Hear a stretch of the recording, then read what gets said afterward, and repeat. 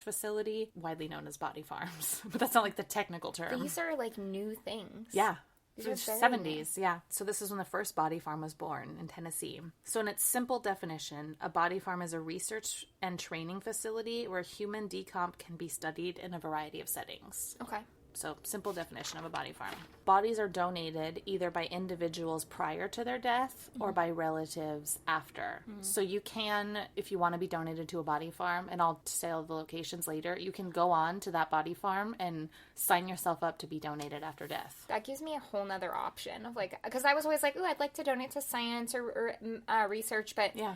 I won't know this until I die, I guess, but I don't have a terminal illness right now. So I feel like unless I have some kind of terminal illness, if I have a terminal illness, I'll probably donate for that research. Yeah. But otherwise, if I die as a healthy person, like, this is a really good Oh, I've already told my option. family I want to go to a body farm. And I'm not trying to tell you guys to donate to a body farm. I just think they're fascinating and I want to tell you about them. Yes, they are very interesting. So on top of donating, there's one other way that they can get bodies. So some people want to donate to schools, like for scientific, like to medical schools for research, but medical schools are very picky about the bodies they can take. Rude. So, and it makes sense when I learned it. So medical schools have to consider like height, weight, and health. Basically, medical schools can take a quote unquote average person. Gotcha. Because then they can generalize, right? They don't take someone severely under or overweight or someone who smoked their whole life because they want an average person. Right. To study. And that makes the most sense because as a general doctor, Right. you're going to need to know what's average. Right. So body farms will take the bodies that medical schools will not accept. They're like, sweet, we'll take them. We'll take anybody. Oh, that's the kind of place I belong. When a body arrives at the research facility or body farm, it's placed in a fridge, similar to the morgue, and then it's assigned a number and a location. I love that. I know. We're going somewhere after death. Yeah. So in order to study different scenarios that affect decomp, bodies are left to decompose in many different ways. Some are left unburied in grassy areas, some in wooded areas. Some bodies are just left out in the open, not covered, I mean. Some bodies they put under cages to stop scavengers from coming. Sure. But then some bodies they leave in the open For because they scavengers. want scavengers to get them to see how they spread our bones. Oh, so they put them in places that are common to hide murder victims. Yes, they do. Oh. And they leave a lot out. It's all to help police, honestly. Yeah. Like, that's why these body farms are made. And decomp, if they can say, okay, in this, like in Tennessee, these are the scavengers we have. A lot of them are region-specific studies, which I'll get into later. But so in Tennessee, they can say, okay, this is the wildlife we have. When those wildlife find a body, they move the bones 50 feet. You know, they can kind of see what they do. So when they find remains, they know more of like where to look and how scavengers. That's insane. Yeah, it's crazy. That's very cool. Some bodies are left in water, some just like in a puddle, some fully submerged. So it's because of body farms that we know how decomp differs in water versus not. Yeah, because they're like, oh, it's been in the water for 3 days. Yeah. Like, how do you know that? Yeah. In Tennessee, bodies have been left in trunks of cars and in trailers to actually imitate murder cases and help solve them. Yes. So police will say, you know, we have this case, a body was in a trunk. So they're like, so they'll get a body and they'll put it in the trunk of a car. They have, I will say too, they have cameras on the bodies at all times. So they can watch the full decomp. It's amazing. Wow. Well, and also watch if, like, something happens. Yeah. And they're like, that's not normal. Yeah. That wouldn't normally happen. So they do very specific things to relate to cases. The research they do is insane and the amount of thought. It's amazing. That'd be interesting to work at. Yeah, I know. My dream is to go to a body farm. I love that so much. I'd love to tour one. Me too. And like small details, some bodies are left with clothes and some left without. Yeah. They'll leave bodies in cages with clothes and without. They'll leave bodies with and without clothes for animals to get to see if clothing affects, like, down to tiny details. It's amazing. That's neat. Different seasons, so winter versus summer decomp. So I learned more than I wanted to about maggots when I was researching this. Oh my god. I won't get into gross detail, but Yeah. one thing I learned is so maggots get under the skin and they think of the skin as a shield. So they eat everything underneath, but they'll leave the skin. So when scientists realize that, they'll take some bodies and they'll wrap them in bags. That way, when maggots come in, they think the bag is the skin, and they'll help. Basically, if they want to clean a body off, they'll wrap it in a bag and let maggots, and that's how they clean it to get down to the bones. Whoa. Because we've learned that maggots they want to be under skin. They want to be under some kind of That's so strange. Yeah. So if they have remains that they like want cleaned all the way down to the bone, they'll wrap it up and let maggots go at it. I mean, maggots are helpful, and I truly believe that everything lives on this planet for some purpose, and as much as they're horrifying, and same with cockroaches, they have some kind of purpose, and they cockroaches have no belong purpose. Like everything except those. I refute that. Texas, and like I said, I'll say all the locations later, but in Texas, vultures are really common. So Texas is very region specific, and they'll leave bodies out for vultures to get to study like their patterns and what they do with remains.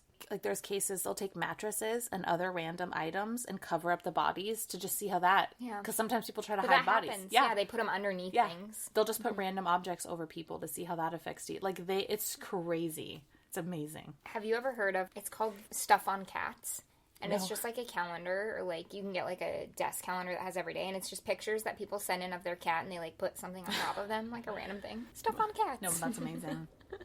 Okay, so what have we learned from body farms? What? So I want to say it's important to note that body farms aren't only looking at and studying human remains. They also study the area around and under where a body's left. Okay. So for more clues and knowledge. So for instance, when a body has been left on top of grass, all of the plant life, and I think obviously dies, right? Like where the body's at. But then like when the body's removed, that specific patch grows back larger, fuller, and thicker than before. That makes sense though, like with composting. Yeah. But so this has really, like, proving that does that. This helps law enforcement when searching fields or something for bodies. They can look for a spot that's like super heavy plant life, and they're that, like, you know what I mean? Then there might just be bones within that, because all the compost or whatever has disintegrated and helped the earth. So when we can see the difference it makes in vegetation, if police get like a tip that a body's in a field, they can go to that field. And if there's certain spots that are super thick vegetation, it's crazy. It always blows my mind when thinking about like evolution, like how we were somehow designed that post-death we would help everything else grow. Yeah. That's just such an amazing thing that like Earth, that the universe just created, like all of this. And then soil acidity can also help determine how long a body has been in a certain area, which we know from studying which gases are let out during the decomp process. Whoa. So we let out these gases and they go into soil. So in studying like when in the process gases are released and they soak into the soil and they take soil samples, that's helped us figure out how long a body's been there. That's insane. I know. That's very specific. Before body farms and before we really started doing research, basically when a body was found outside, the scene was packed up and taken inside to study further, right? So when that's done, so much information is lost about like what happened to the victim and when, like how long, that's super important. On a body farm and now in murder investigations, the outdoor scene is treated like an indoor scene and processed fully. So this helps with training on body farms. So not only are we doing studies and research on body farms, but more than half of today's forensic scientists are trained on body farms. So they don't just do the research. When they go out to, like, let's say they put a body in a specific situation, it's going to be there for 6 months. When they go out, they process that body like a crime scene so scientists can learn how to process it. So it's like not just research, it's training people, and it's the whole crime scene like process, like how they learn the chain of evidence, like everything has to be extremely precise. Like they're training people. It's amazing. Well, and I imagine if they decide to leave something out for 6 months, they're like, okay, we're going to look at it 3 weeks. We're going to look at it again in 3 months and again in 6 months to like see the differences. Yes. Yeah. Oh, wow. It's amazing. Body farms have also led to various experiments for new possible technology. Ooh.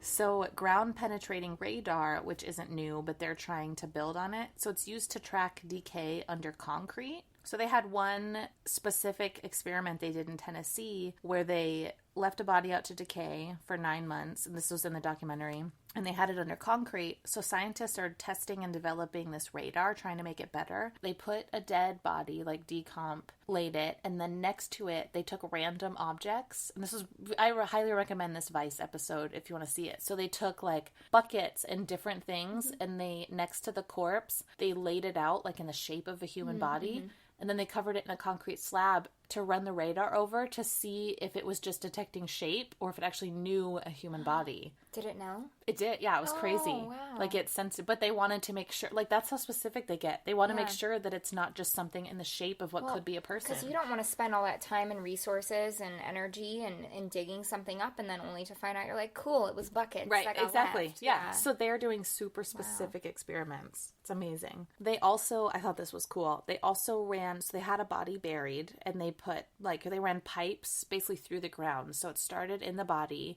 and then came up through the ground, and then the top was in an airtight container. So they were trapping all of the gases released so they could track them. So they were constantly tracking what gases and when they were released and the compounds that were released. And what's amazing is they are working on a sniffing machine, for lack of a better way to say it. That's in the works that they're testing. So basically, they can run this sniffing machine over the ground and it can identify those compounds so they can know if a dead body's there. So basically, they're literally like, okay, if a body's here, it releases these gases. They want something that police can just run across the ground and it could be like, oh, there's a dead body here because it picks up those compounds. No, it's like a body metal detector. Yeah.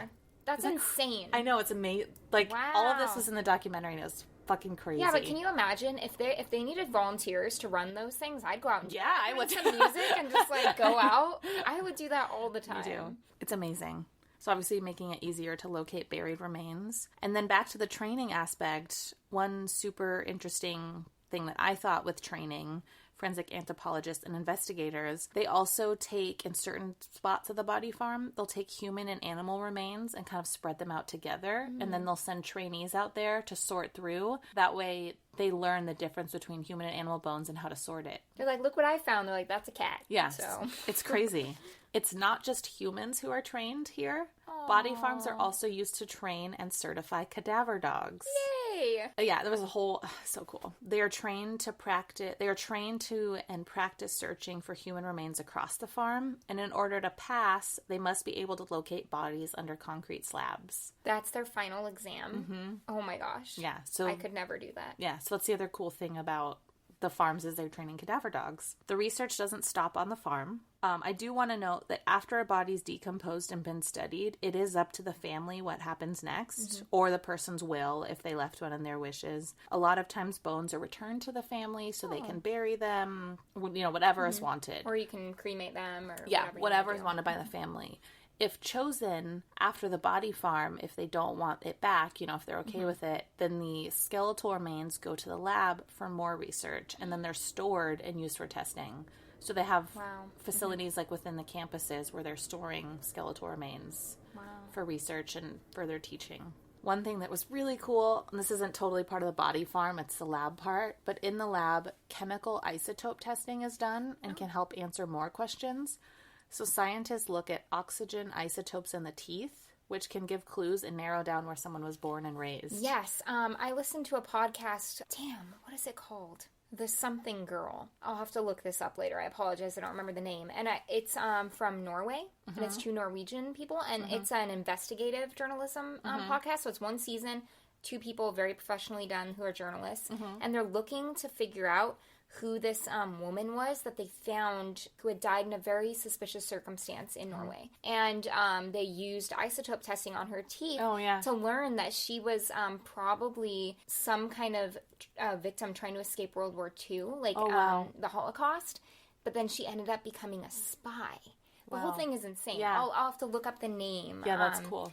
But yeah, that's what they used. Yeah, so this wasn't learned in body farms. I just thought it was a cool part to add what happens after. Well, and this was recent that they did her isotope testing and stuff. That's cool. So the teeth can tell you where someone was born and maybe raised, but oxygen isotopes in the bones can tell you where someone spent the last 5 to 10 years of their life. Whoa. So that they're different in different parts of your body.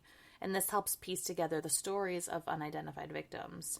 Wow. And they also practice 3D printing and facial reconstruction because they obviously know what the donated body looks like. Yeah. So it helps with more than just studying decomp, like when it goes into the lab. That's insane. I know. Where are they? Body farms. Where? As of now, there are 7 research facilities or body farms in the U.S. The first one that I've talked about a lot it's at the University of Tennessee in Knoxville. Western Carolina University in North Carolina has a body farm. Texas State University. Sam Houston State University, obviously in Texas. Southern Illinois University. Colorado Mesa University, and the University of South Florida. So which one are we moving to start working on? Out of all of those places... Colorado, yeah. Yeah, sorry, other places. Sorry, Florida, you suck. But thanks for having a body farm. Yeah, thank you. Actually, you know what? You guys are going to be moved up one whole position. You're now above Alabama. Congratulations. You're